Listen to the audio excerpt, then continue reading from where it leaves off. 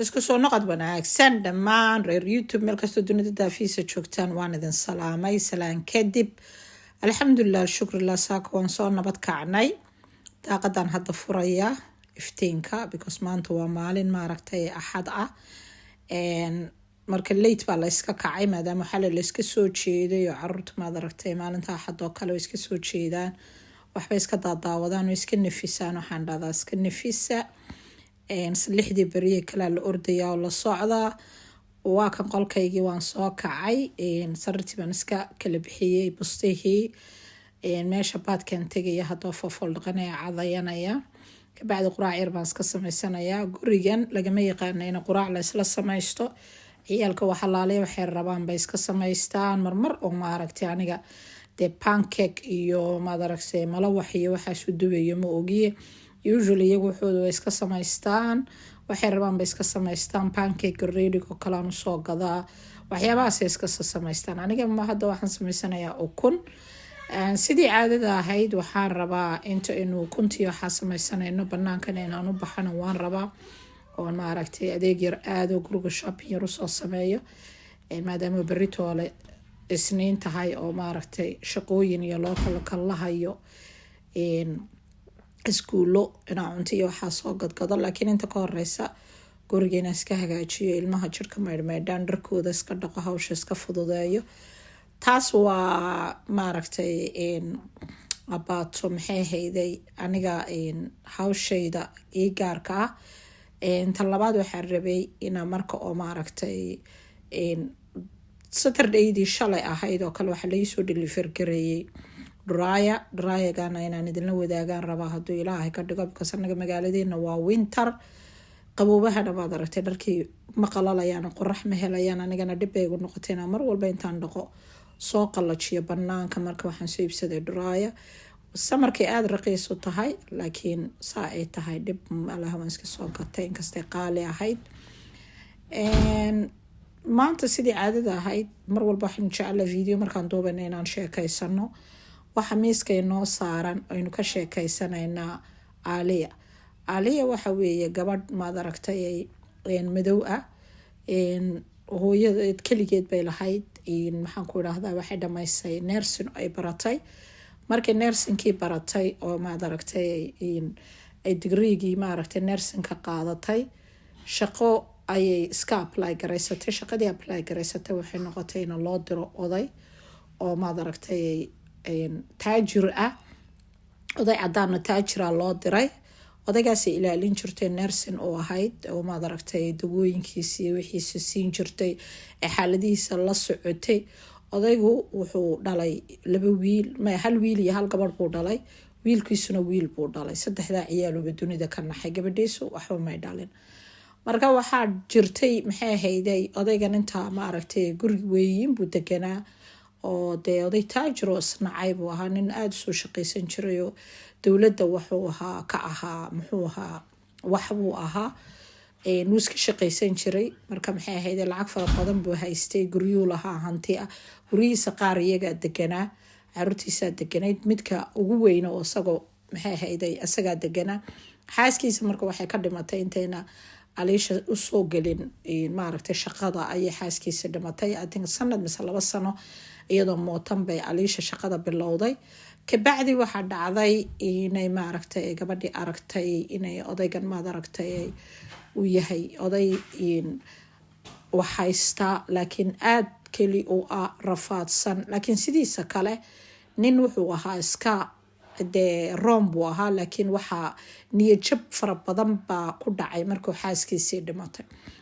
kabacdi markay u shaqaynaysay gabadhii way isfahmeen way sheekaysanayeen waxyaabo badan baa noloshiisa maad aragtay kusoo ziyaaday farxadiisiibaa usoo noqotay wuxuu dareemay caafimaad fara badan buu helay dawooyinka xataa waa laga kala daayay oo dawooyin fara badan lama siinaynin inta aaliya u shaqaynaysay marka wuxuu weydiistay in ay maad aragtay sheeko ay dhex marto runtiina iyadana de gabar yaros ka dhibaataysan oo hooyadeed dhimatay oo maxaan ku idhahdaa shaqada ma ogiye aan wax kale aan haysan bay ahayd guriga xitaa ku jiraan guri iska dowladeed bay ahayd hooyadeedna ayaday ku rafaaday markii dambena way dhimatay hooyadeed maxay ahayd markaa shaqadii dee waxay istiri dee odagan yare taajirkii lacag meel u kala dhigala iyo gurigan yare dee quruxda badan iska soo galo odaygan maad aragtay sii waqti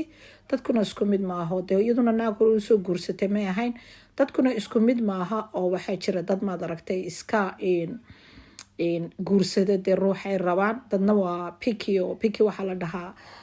malaha maad aragtay doorasho maanta dhan bay dadka kala dooranayaan qofka waa sidan kan waa sidan kan waa sidan qaarna guurkooda u horeeyaba qofkii la hadlay iska guursadaan qurux kuma xidhno waxhaysasho kuma xidhno waxbarasho kuma xidhno waxay ku xidhan tahay maad aragtay adiga hamigaaga iyo siday bili-aadanimadaad u tahay ay ku xidhan tahay dad maanta dhan waxaad arkaysaa dadka kala shaandhaynayoo leh tan waa garoob tan waa maxay tan waa kii kale adaa alxaasil waxba yaan hadalka ugu daalinay gabadha waxay jirtay 3 uu guursaday aroos fiican buu dhigay sidii bay ku aqal galeen odaygii noloshiisii baa usoo noqotay uu qurux badnaaday kaale arag buu noqday adi intii hore ciyaalkiisa marmar iyo dhifun bay u iman jireen maalin maalmaha ka mid a ayaa wiilkiisiiba u yimid wiilkiisii markuu u yimid wuxuu arkay odaygii isbedelay oo xitaa wiijeerkii intuu ka kacay xoogaa maaragtay socsocda oo bakoorid inta loo dhiibay socsocdo labisan gurigii wax badan iska bedelay markii dambe wuxuu arkay haddana iyagii gacmaha haysto isdhundhunkanaya waad aragtay dagaaladane markii dambe waxbuu dareemay odagiiba wuxuu ku yiri maxaa maxay dhunkashadan iyo waxaan markaas yiri businesskaaga maaha halkeed igu ogeyd aniga halkeed igu ogeyd oo digaga warhayse kabacdi waxa dhacday maxay ahayd ninkii wiilkiisii cabaar buu la joogay gabadhii lamu hadlin wuu baxay markuu baxay walaashii buu wacay wuxuu ku yiri iyo inankiisii buu wacay wuxuu yiri waa inaan si degdega u yeelano maad aragtay meeting oo nas aragno kulan degdega waa inaan qabano kulankii degdega waxay noqotay guriga walaashiisa inuu ku qabto quraacdeedii baan soo qaatoon cunaya kulankii degdega waxay noqotay inuu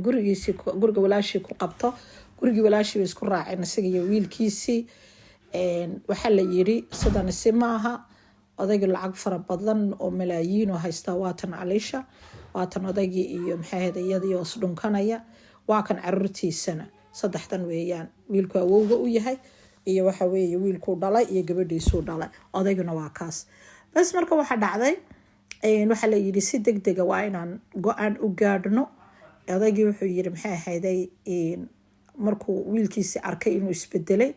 odaygana wuxuu wacday iyagu intay meeting sameynayeen odayguna wuxuu wacday lawyerkii wadankan mar walba maad aragtay marka hanti iyo guryo iyo wax la haysto badanaa waxa la wacaa lawyer oo arrimahaaga gacanta ku haya lawyerkii arrintiisa gacanta ku hayay buu wacay lacagtu haystay waxay ahayd $1 milyan halkii milyan 250 kun wuxuu siiyey gabadhiisu u qoray uu yiri gabadhaydu ha qaadato 250 kun wuxuu siiyey wiilkiisii ayuu siiyey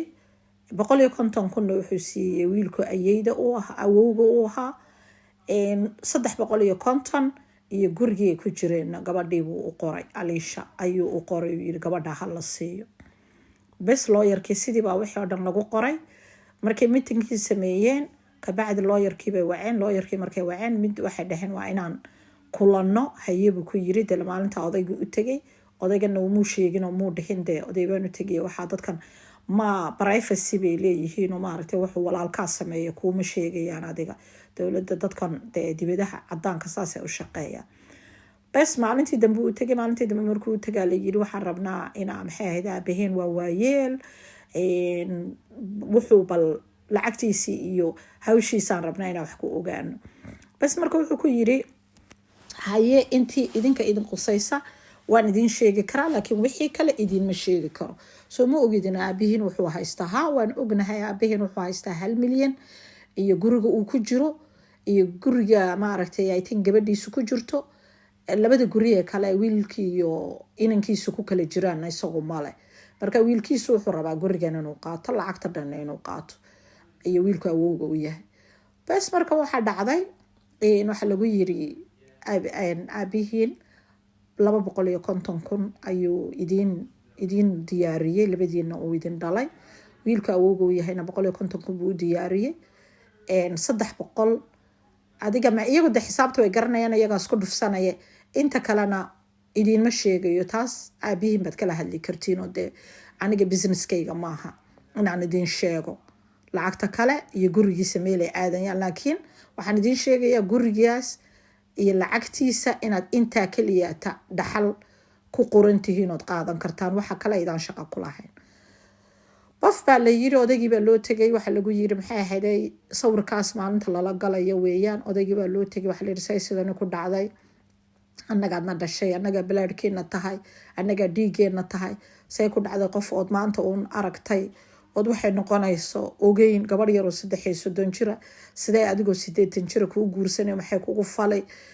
waxay rabtaa maad aragtay inay lacagta iyo xoolahan bay rabtaa wax kale uma baahno runtiina iyada xoolihi waxaaba may rabinba waxay rabtoon meel ma aragtay wanaagsan ay ku noolaato iyo nolol wanaagsan ay gashoon bay rabtay gabadha bas waxaa la yiri maxay odaygu wuxuu yiri raalli ahaada intaasoo dhammaan ka ligay halkaa inta xaaskayga iga dhimatay ku balanbelayay ku bayhoofayay ku rafaadayay waa kan suuqii baan usoo baxay haddana waxaad iga ogeydeen ma jirto haddana aniga shuhumahayga iyo badayda ma soo geli kartiin ana ii taallaa waxayga haddaad intaa habi ku tihiinna welcome haddaydan habi ku hayna idintaa la ii soo celiyo lacagtayda aniga haysanaya baf baa la yiri waa laga tegay waxaa la yiri war sidana si maaha waa inaan naagtan u qorshayna dil kabacdi waxay wacaanin oo maad aragtay ay yaqaaniin oo wiilka awooga u yahay baa la yiri war adigu maxay ahayd hawshaas gal wiilkaasaa yidhi aniga igu fasaxa bes wiilkii baa baxay wiilkii wuxuu wacay nin uu yaqaano oo dadka dila ninkiiba wuxuu ku yidhi maxay ahayd walaalo waxaan rabaa inaan 50,000 ku siiyo naag baa rabta aabaheen inay dhacdo madow ah oo rabta inay maxay ahayd xoolihiisa dhan dhacdo naagtaasaa rabnaa inaan noo khaarajiso haye buu yidhi marka sawirka naagta ii soo dira sawirkiibaa adigu sheeda laga sawiray ninkiibaa loo dhiibay ninkii way yimaadeen haddana waxaan soo maray gabadh oo biskudyada iyo keega gagatoon xabad keega kasoo qaadanayay kaas waxaan rabaa guriga walaashay inaan tago oo maaragtay iska caweysino ayaan rabay marka waxay igu tiri keeg soo samee anigana time ma haynin gabadhan aan wacay gabadhan waxaan ku yidhi saad u samaynaysid ii duub marka videogay ii duubtay snapchatkeeda iigu duubtay weeye videogii ay iisoo dirtay aan halkan gashaday marka saa loo sameeyana halkaa ka barta marka waxaa dhacday intay adiga areadayda xaafadahayga degana waad ka dalban kartiin numberkii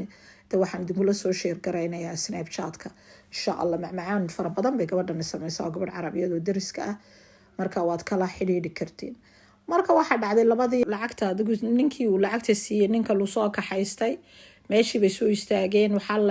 la fiirinayay saacadda ay guriga ka baxday deedanaheeda iyo ay banaanka aadaysiiyo saacadda ay soo gasho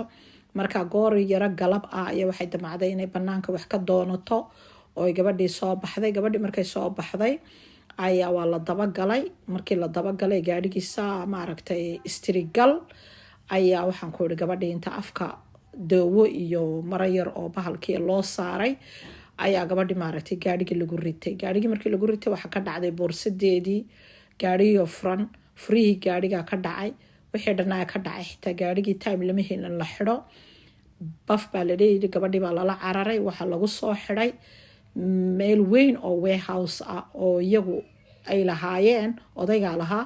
laakiin waxay ka ijaarnayd qolyo maad aragtay dukaamale ayaa alaab iyo waxaa dhigan jirtay meesha warehouseka alaab dhigan jirtay oo ka ijaareen waxay yidhahdeen halkeen geynaa waxay ku yidhaahdeen wuxuu yidhi warehousekaas ha lagu soo qufulo furihiina isagaa hayay wuu u furay warehousekiibaa qol maad aragtay adigu qolalka ugu dambeeyo oo la dhigdhigto ee alaabada wax lagu sasameeyo stuulka lagu sasameeyo dee geerashka hadduu wax ka xumaado waxaan ujeedaa warehouseka hadduu wax ka xumaado meel yaroo storoo wax la dhigto oo alaabo iyo waxaas iska yaaliin oo dee meesha dhanba ka go-an oo gees dambe ku taalo albaab damba leh halkaasuu ka furay halkaaba iyadoo suuxsan la dhigay kabacdi lagu soo xiday waa lagaga tegay meeshaasuu kamarad yaroo ku taalay kala socday isagu nimankii markii hore wuxuu siiyey 25,000 oo horumar ah markii dambena wuxuu siiyey 25,000 oo maaragtay hawshii ay dhameeyeen kabacdi waxaa dhacday gabadhii siduu u sugayo odaygii wuu waayey odaygii markuu gabadhii waayey uu fiidkii wuxuu wacay qolyaha boolisku wacay waxaa la yidhi waa inay 24 saac kasoo wareegto 24kaas saac baa la sugay waa la waayey maalintii dambaa loo yimiday gabadhii baa la raadiyey waa ka washing machine drygaan idiin sheegaya haddaa la ii keeno laisoo deliver gareeyey maalintii waxa weeye saturdaydii weeye anigana videoga waxaan duubayo waa maalin axad ah codka waxaan idiin saarayana waa maanta oo Monday ah aan codka idiin saaraya kalbraygaasaan soo gato la ii keeno idiin sheegayo idin tusayay kabacdi sheekadii baan idiin wadayay waxaa dhacday booliskii baa raadiyey gabadhii waa la waayey sidiiba looga quustay ada 11 beri markay maqnayd gabadhii oo debiye la-aan iyo cunto la-aan iyo waxba la-aan ay weyday way dhimatay gabadhii meeshiiba naftu uga baxday kabacdi waxaa bahalkii muxuu ahaa bac iyo waxbaa lagu duubay gabadhii waa la qaaday waa la tuuray waxaa lagu tuuray meel fog oo webi ah webi weyn oo fog baa la raaciyey adaa laxaasla say u raadinayeen waxaan kusoo maajkareeyey washing machine-kayga waan saa idiin sheegayo oon idin tusayay marka waa kaasa bas marka waxaa dhacday webigii baa la raaciyey ada booliska alxaasil say u daydeeyeen way heleen gabadhii meydkeedii odaygii baa loo yimiday waxaa la yidhi gabadhii meydkeedii halkan aan ka helay odaygii marka wuxuu siiyey warbixinta oo isagii caruurtiisa dhex martay oo dhan informationkii oo dhan buu siiyey caruurtiisiiba marka dabagal lagu sameeyey oo la baadhay wiilku awowga u ahaba marka meesha waxoo dhan dee lama ogeyn laakiin waxaa la helay gaadhigeediiba haddana la helay furihii iyo boorsadiibaa la helay haddana waxaa la helay maxaan ku wiilkii markii la baadhay telefoonkiisiiba waxaa laga helay messageday isku direen nimanka oo dee isagu u dhilid gareeyey laakiin meel kaloo waxaa jirta qolada aad taleefonka ka furato oo kale shirkada hadaad u tagto oo la yiraahdo taleefonka ii baara waa la helaa messagedii wixii la isku diray dee dadkan way yaqaan waxaa idin tusayay shoolada bahalkii ofanka ii yaala iyo fridge-ka iyo dishwasherka iyo inay isku wada kalar yihiin baan idin tusayay marka maxay ahayd waxaa dhacday haddana waxaan imanayaa gurigii walaashay oon halkan iskaga qaxweynanaa iskaga shaahaynaa waxaa dhacday marka maxay ahayd videoga inuu soo gabagaboobaya sheekadiina weli maan dhamaystirin adi alxaasil messagediyo wixii oo dhan baa laga helay oo maxaanku idhaahdaa wiilkii laga helay kabacdi wiilkii waxaa lagu xukumay 20 sano hooyadii walaa edadiis iyo aabihiina waxaa lagu xukumay life sentence madaxaha ku furta la yidhaah Soomaali ahaan videogeena intaas kusoo gabagaboobay subscribe like comment share insha Allah waan idin salaamay dhammaantiin videoga siiya maaragtay xaqiisa insha Allah